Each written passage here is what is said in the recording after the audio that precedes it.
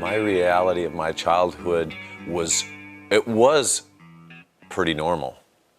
I thought it was a pretty normal childhood. I realize now, when I look back, our family was pretty insulated, very closed off, insular. There was a feeling that we were a little better because of our religion. Our religious belief was Christian Science, and the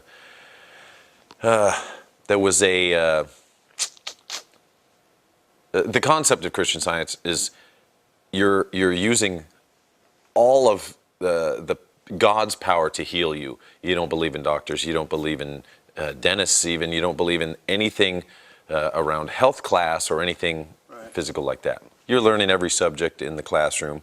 And okay, get out your health books, and I would have to leave. My reality was that, when you're standing in the hallway, you're in trouble, and teachers are looking at you funny, and, you're getting the bad vibes from people. Yeah. And I'm out here because my parents told me a little speech to say about our religion and why. And I didn't believe it. I didn't believe it or understand it.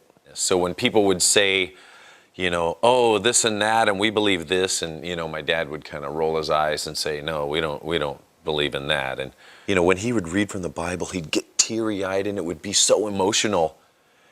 And I would wonder why I don't get any of that. What's wrong with me? Am I supposed to be like him? Well, I wanted to learn about all things, and I wasn't really allowed to do that. Well, I think the wound was that I'm different than everybody else, and no one will ever understand what I'm thinking. And so that's one of those things that obviously have shown up in some lyrics. Dear mother, dear father, what is this hell you've put me through? Believer, deceiver, day in, day out, live my life through you. Pushed onto me what's wrong or right, hidden from this thing that they call life. My other belief about my family is it fell apart, it disintegrated, and I knew nothing about it. I didn't know it was happening, and I wasn't the man. I wasn't taught to step up and take control of the family and say, hey, wow, this is going on. The thing that hurt me most, and when I look back at it, I get really mad that my dad he left without saying goodbye. He left a note. He left a note, and it wasn't even to me. And I fucking hated him for that. And I let him know. Did you? Yeah. And my sister couldn't believe how I was talking to my dad, She's like, what are you doing? You're talking to him like that. It's like, I don't care. Right. He screwed us. When my father left, I was 13. My mother passed away. I was 16. I blamed him for that. I blamed him for my mom passing away. Obviously, the Christian Science religion is you don't go to the doctor. Right. She died of a cancer that we watched her wither away, me and my sister. It was a big blur, all of that. Yeah. All through high school. I went straight into the drinking, so I masked a lot of feelings of abandonment. Once the abandonment happened, and once I really got a deep anger for my father and my mother passed away, I had couple of close friends that I was pretty close with, but not to the point where you could sit down and say, man, my mom died and I feel like this. There was none of that. There was no funeral. There was no grieving part. That's another part of the religion that it didn't do well for me. I see faith in your eyes. Never you hear the discouraging lies. I hear faith in your cries. Broken is the promise. Betrayal, the healing hand held back by the deepened nail. follow the God that failed. I feel so weird saying this, but I really tried to get close with him again, get back together, and I bought him a house so I could go visit him. And it's like, why did I do that? Why? You know, am I supposed to do that? You know, rockers, when they get money, they buy their parent the house they wanted. Yeah, we'd go hunting together. We'd do some things together, but it was never close. It was extremely surfacey, very surfacey. And I think I asked him one time, you know, why do you think Mom died? And he kind of jumped around the subject a bit. I told him what I thought. I thought she died because you left. And she didn't know what to do. She didn't know you were the breadwinner. And she didn't know how to work. She didn't know how to do anything. I mean, she was an artist. She could go and paint and do stuff like that, but to sustain your family on just that was tough. It didn't end great with my dad. He was sick. He had cancer as well. And it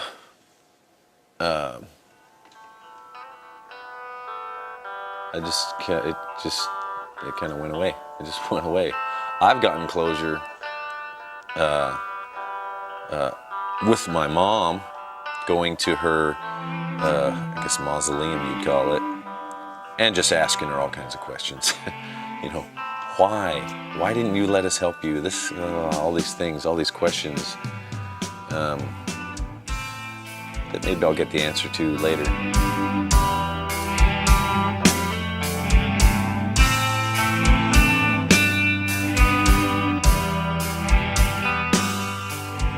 I certainly started to close off the world and get very, very deep into music and let my feelings out through music.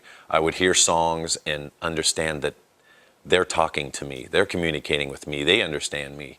And that was where I started to connect to music deeply. My family fell apart, so I created my own family with the band. And then Cliff goes, and that was another extremely tough time. Early Saturday morning, September 27th, 1986, on the road near Ljungby, Sweden, Cliff Burton died. He was 24 years old. He just got thrown out the window and boom, the bus landed on him, and basically, by all accounts, I mean, he never woke up. Drinkers we were, we went back to the hotel and just drank, you know. I remember at 4 o'clock in the morning, I could hear James down on the street, drunk, screaming, Cliff, Cliff, where are you? And when I heard that, I just broke into tears, you know. Within hours, news of Cliff's death reached Metallica's fans in America. I would say that Cliff passing didn't, well, yes, it really reopened that whole wound of abandonment, of anyone I'm kind of gonna get close to is just gonna leave. And it's better maybe to not put your heart out there. I see how I gathered up some of those tools and used them later on to, you know, the mighty Hetfield speaks or something, you know, stand back, don't get close, you know, I'm a rock, I'm immovable, you know, I've got no emotion. And that was the easy way to not get close to anybody. And yeah, I still struggle with that, you know, wanting to just stop the world. Okay, you get there, you know, the total control aspect of it. On stage was an easy persona to put on. It's a jacket that I could wear easily because of my past wounds, and I could get up there and play the victim and you know, back off, get away from me, and but when I took that off, it was still there. There's an integrity to part of that I believe, but most of it is the shield. It's the shield to keep people back. I'll die if I let go. Control is love. Love is control. I will only let you breathe my air that you receive. Then we'll see if I let you love me. I try to write about something and it morphs into this other thing. And that is the gift part that I believe. It's allowing me to get the stuff out that's still sitting in there. It's no good to you until you discover it yourself, you know? So sitting there, soapboxy, writing lyrics about, okay, your dad left and now do this for yourself and blah, blah, blah. No one's going to relate to that. They're going to want to relate to the struggle and know that there's someone out there helping speak about this. Wounds are good fodder for lyrics, man. They're a great thing to write about, and it's your story. You know, I'm getting to write my story, and people listening to it. What do you think the most personal track is to you? Unforgiven. With time the child draws in, this whipping boy done wrong, deprived of all his thoughts, the young man struggles on and on, you know.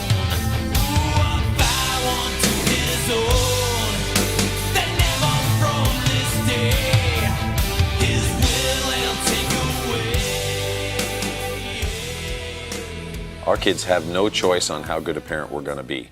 I'm going to be there because of what's happened in my past. I've had to learn how to love the family. I really have, because it didn't come easy. I fought it. I fought it for a while. I think once I started yelling at my kids and laying down the hammer, and I just, oh, whoa, that's what my dad would do. I got to stop that. And what really has helped me a lot with forgiving my dad or letting that go is just rewinding into his childhood and seeing he was raised on a farm with a bunch of women. You know, he didn't have a father figure. His dad wasn't around. I had to realize that the world does not revolve around James Hetfield, and that I get a lot more gratification out of hanging out with my family than I do with anybody else. Big eyes to open soon, believing all under sun and moon. But does heaven know you're here? And did they give you smiles or tears? No, no tears. Well, I always say I want to make it to Grandpa, where I can just sit there and have all the little ones run around and, oh yeah, Grandpa Het, how's it going? And, you know, and pull my finger, all that good stuff, you know. I definitely want that. I want to be the patriarch of the family and feel like I can be loved by them, and I can answer no matter how silly the question is, I'll take time to answer that. That's what I'd love to do to my kids, grandkids, great-grandkids, who knows. That's the love part of this world, and I want to see more of that.